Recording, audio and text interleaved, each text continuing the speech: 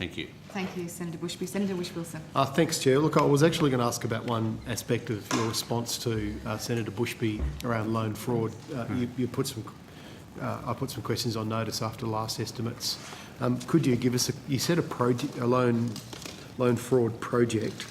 Can I ask you to elaborate on that? Because in your response to me, ASIC said that you basically have a number of matters involving false documents or false information supporting loan applications more generally being investigated.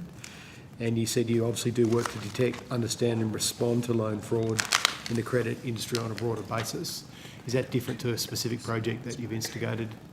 Or are you referring to... Yeah, look, it's been a focus for a while, but I suppose in some ways some of the patterns that we've been seeing indicate to us that a more systemic look at how we can reduce the incidence of loan fraud and how we can work with lenders to improve their procedures for detecting fraud. But I mean, it tends to fall into two categories, and I think we've had this discussion.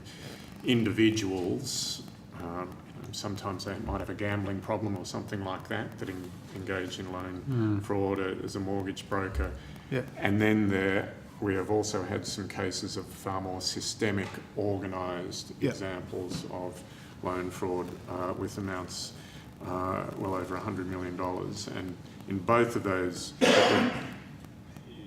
I think it's one of those things where you will always need to be alert and keeping an eye on it, but we are seeing different approaches by lenders as to how they detect it, and we think if there is an ability to share some of those learnings and to look at how that can be undertaken, that'll help minimise the risk. Just before you do go up, I would like you to respond.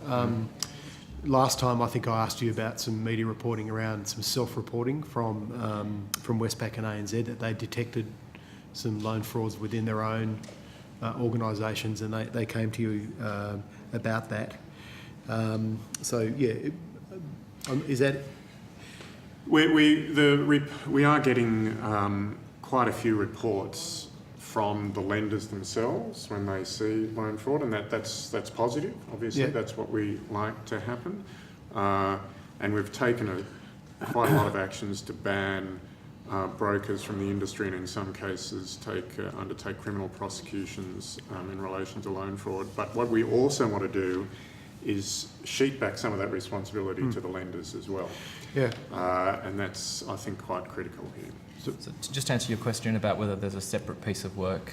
A separate project. There is, and we're in the process of scoping that project at the moment to work out what it will cover and what it will look at. But the intent, as Mr. Kell said, is to look more broader than isolated or individual instances of loan fraud and come up with a strategy that can deal with it more comprehensively. ASIC has limited resources. We can't take action for every single allegation that's made about loan fraud. We prioritise the higher risk ones, and so part of this is understanding how we might approach that in a way that doesn't require us to... Well, on that point, I mean, in terms of detection, I mean, the case I mentioned at last estimates was some self-reporting, and clearly the pressure you're bringing to bear is, let's say, not coercing the banks, but incentivising them to self-report. Are you, I mean, do you have any ability to actually detect these things unless they're brought to your attention by whistleblowers? Probably very limited.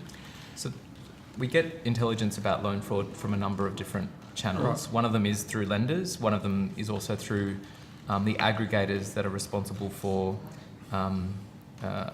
having brokers operate under their networks. But the other way we also get alerted to these issues is through AUSTRAC and the suspicious matter reports that are lodged with AUSTRAC. So where they relate to instances of loan fraud, AUSTRAC will alert us to that issue to enable us to consider whether action is required.